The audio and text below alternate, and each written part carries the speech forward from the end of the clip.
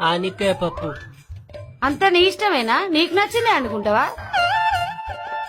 గట్లంటానేంది గంగా, నీకు చెప్పిన కదా. ముయ్, నోరు ముయ్.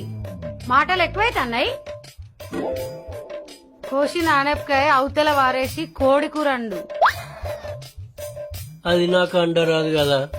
నేర్చుకో, నేర్చుకోనండు. పో, ఆగు, ఇట్రా. గీడేమో గులగుల పెడుతుంది చూడు.